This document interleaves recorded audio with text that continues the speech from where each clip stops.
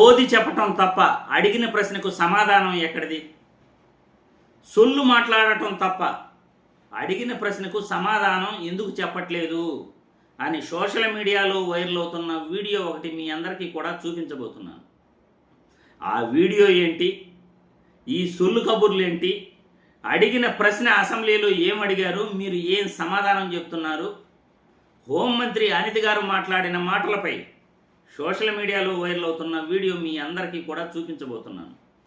చూసిన తర్వాత హోంమంత్రి అనిత గారిపై వైరల్ అవుతున్న ఈ వీడియోని క్లుప్తంగా మనం అనాలిసిస్ చేస్తాం. ఈ మోంతా తుఫానికి సంబంధించి ఏదైతే ఎన్యూమరేషన్ జరిగిందో నష్టపరిహారం ఇంకా అందలేదు అధ్యక్ష. దాన్ని వెంటనే అందించాలని చెప్పేసి మీ ద్వారా కోరుతా ఉన్నాను అధ్యక్ష. మోంతా తుఫాన్ ఒక ఎగ్జాంపుల్ గా తీసుకున్నాం అధ్యక్ష. ఆర్టీజీఎస్ నుంచి కంటిన్యూ మానిటరింగ్ చేసుకుంటూ గౌరవ మంత్రివర్యులు లోకేష్ గారు, మేము అందరం కూడా ఆ మోంతా తుఫాన్ టైంలో మాక్సిమం ఆర్టీజీఎస్ లో రాత్రి 2 గంటల వరకు కూడా ఉండి తుఫాను దిశ ఎటువైపు వెళ్తుందో అక్కడున్న మంత్రుల్ని, అదేవిధంగా ఇన్ఛార్జ్ మినిస్టర్స్ ని కూడా ముందుగానే అక్కడికి పంపించడం జరిగింది. అదేంటండి, శంకరాభరణం కథ చెప్తే అడిగిన అర్థం చేసుకున్నారు. నష్టపరిహారం ఇంకా అందలేదు అధ్యక్ష.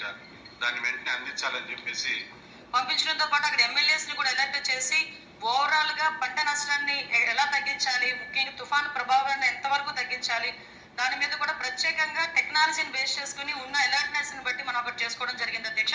అంటే నేను చెప్పింది మీకు సరిగ్గా అర్థమైనట్లేదు. ఇంకోసారి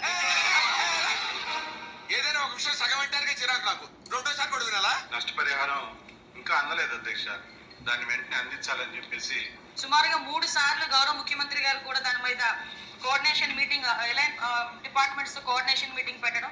అదేవిధంగా అధ్యక్ష రాత్రి 11 గంటల వరకు కూడా అధ్యక్ష ఎవ్రీ 2 hours కి కూడా ప్రతి కలెక్టర్ గారితో, కలెక్టర్స్, డిపార్ట్మెంట్ అధికారులందరితో కూడా టెలికాన్ఫరెన్స్ తీసుకుని, ఆఖరికి గౌరవ ముఖ్యమంత్రి గారు ఆ రోజు రాత్రి 11 గంటలకు కూడా టెలికాన్ఫరెన్స్ తీసుకొని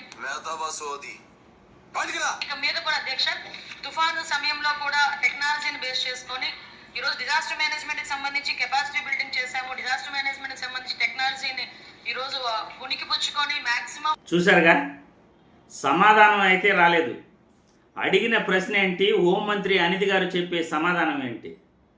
సొల్లు కబుర్లు తప్ప తుఫాన్ని మేము ఎలా అడ్డుకుంటాము, తుఫాన్ని ఎలా దారి మళ్లిస్తాము, మా చంద్రబాబు నాయుడు గారు ఎన్ని గంటలు పనిచేశారు, లోకేష్ బాబు గారు అర్ధరాత్రి వరకు ఎలా పనిచేశారు, ఈ సొల్లు ఎవరు అడిగినారు?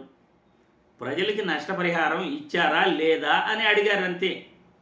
ప్రజలకి నష్టపరిహారం ఇచ్చారా లేదా, ఎందుకు ఇవ్వలేదు, అది సమాధానం చెప్పాలి. అంతేగాని పనికిరాని సోది ఎవరికి కావాలి, ఎందుకు కావాలి?